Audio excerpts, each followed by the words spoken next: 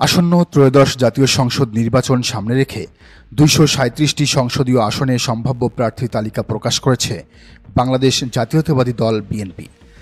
এর মধ্যে ঢাকা ১৫ আসনে ধানের শীষ পেয়েছেন শফিকুল ইসলাম খান মিল্টন। এই একই আসনে বাংলাদেশ জামায়াতে ইসলামী থেকে লড়বেন দলটির আমির ডাক্তার শফিকুর রহমান। আজ সোমবার রাজধানীর গুলশানে চেয়ারপারসনের কার্যালয়ে এক সংবাদ সম্মেলনে দলীয় প্রার্থীদের নাম ঘোষণা করেন বিএনপি মহাসচিব মির্জা ফখরুল ইসলাম আলমগীর। এর আগে দলের ভারপ্রাপ্ত চেয়ারম্যান তারেক রহমানের নেতৃত্বে স্থায়ী কমিটির বৈঠক হয়।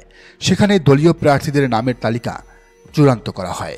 প্রশ্ন হল, ডাক্তার শফিকুর রহমানের বিপক্ষে ধানের শীষ পাওয়া শফিকুল ইসলাম মিল্টন কে? তিনি কি জিতে আসতে পারবেন, কিংবা তিনি কি জামাত আমিরকে হারাতে পারবেন? বিষয়টি নিয়ে বিএনপিপন্থী রাজনীতি বিশ্লেষক মুশফিক ওয়াদুদের পর্যবেক্ষণটি জেনে আসা যাক। তিনি লিখেছেন, জামাত আমিরের আসনে ঢাকা ১৫তে বিএনপির ভালো প্রার্থী হয়নি। শফিকুল ইসলাম খান মিল্টনকে এলাকার লোকজন তেমন চেনেন না।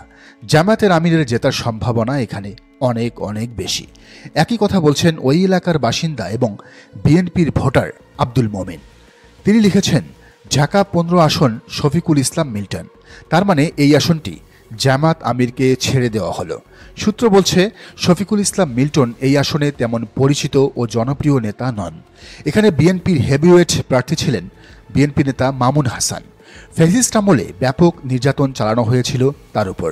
ত্যাগ তিতিকার উপর ভিত্তি করে যদি কাউকে নমিনেশন দিত বিএনপি, তাহলে এখানে মনোনয়ন পেতেন তিনি। কিন্তু বিএনপি সম্ভবত হারার জন্যই এখানে মনোনয়ন দিয়েছে শফিকুল ইসলাম খান মিল্টনকে। তবে মিল্টনের ব্যক্তি ইমেজ খুবই খারাপ এই মিরপুর এলাকায়। শোনা যাচ্ছে তার মনোনয়ন কনফার্ম হওয়ার পর থেকেই মিরপুরের কাজীপাড়া সহ বিভিন্ন এলাকা থেকে আমিরে জামাত ডাক্তার শফিকুর রহমানের পোস্টারগুলো ছিঁড়ে ফেলা হচ্ছে একে একে। মূলত পেশি শক্তি ব্যবহার করেই এখানে জামাত আমিরকে হারানোর প্রচেষ্টা চালাবে সে। জামাত শিবিরের এ বিষয়ে সর্বোচ্চ সতর্ক থাকা উচিত বলেই মনে করেন রাজনীতি বিশ্লেষকরা।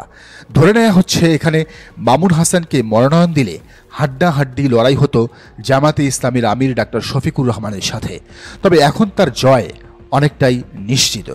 ভোটের লড়াইয়ে জামাত আমির ডাক্তার শফিকুর রহমানের প্রতিদ্বন্দ্বী ঢাকা মহানগর যুবদলের নেতা এই শফিকুল ইসলাম মিল্টন, যিনি ২০২৩ সালে কেন্দ্রীয় কমিটির সিনিয়র যুগ্ম সম্পাদক হয়েছিলেন। পরে কিছুদিন দলটির ভারপ্রাপ্ত সাধারণ সম্পাদকেরও দায়িত্ব পালন করেছেন শফিকুল ইসলাম মিল্টন। দর্শক, নির্বাচনের সব খবরাখবর এবং বিশ্লেষণ জানতে অবশ্যই চ্যানেলটি সাবস্ক্রাইব করে বেল আইকনটি বাজিয়ে রাখুন।